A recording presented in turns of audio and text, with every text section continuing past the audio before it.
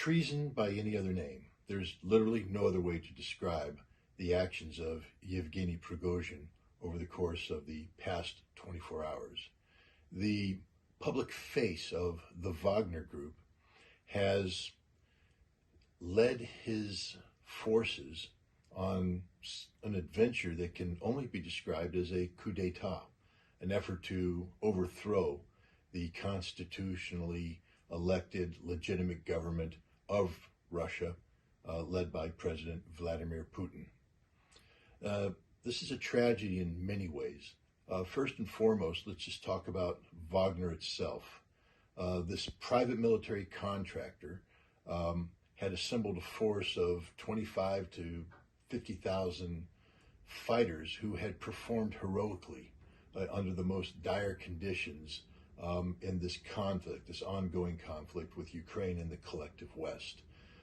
Most recently, Wagner defeated the Ukrainians in the battle for Bakhmut, the meat grinder that saw upwards of 75,000 Ukrainian soldiers killed and around 30,000 Wagner fighters dying as well.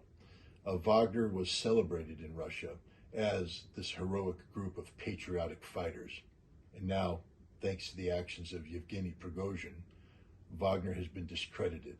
It is now viewed as a group that has aligned itself with the Ukrainian government and indeed the forces of Western intelligence to create the conditions for a Moscow Maidan moment.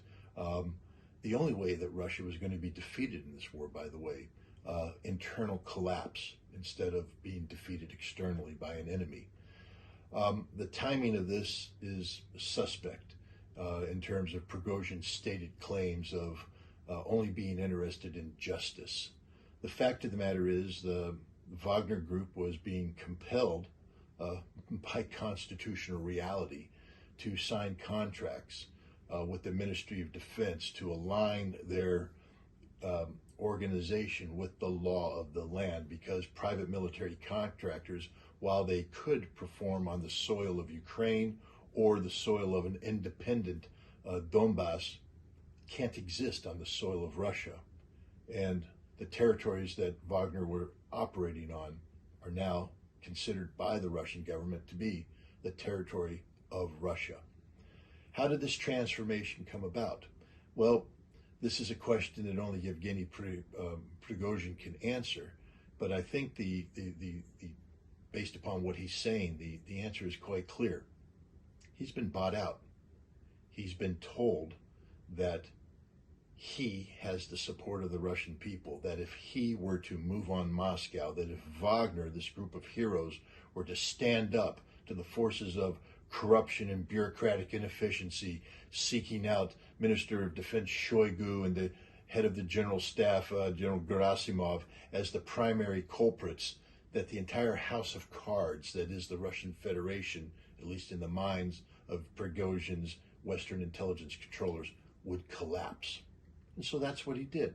He was told he would be supported by the oligarchs, that he had billions of dollars behind them, that all he had to do is set Wagner in motion and everything will happen of its own volition. That doesn't appear to be the case. President Vladimir Putin has spoken out in stern defense of constitutional rule of law and his role as Russia's commander-in-chief.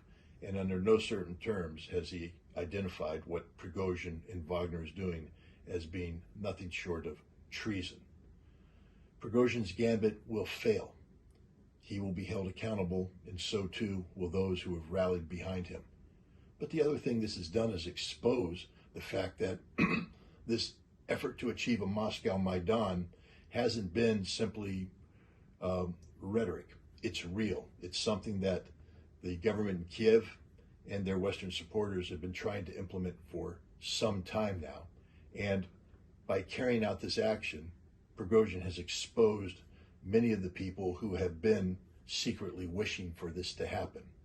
One only has to take a close look at the various Telegram channels and the content that they're publishing in support of Prigozhin, directly or indirectly, to understand who they really work for. Hopefully this will be a cleansing event, allowing Russia to purge itself of these traitorous elements.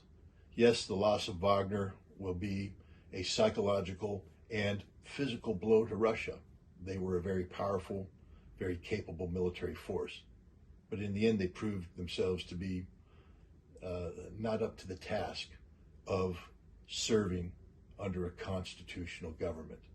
They became a law unto themselves. They became outlaws. And that's how history is going to treat them, as outlaws. This has been more than 2-minute topic, but I think the subject deserved nothing less. My name's Scott Ritter, and remember, knowledge is power.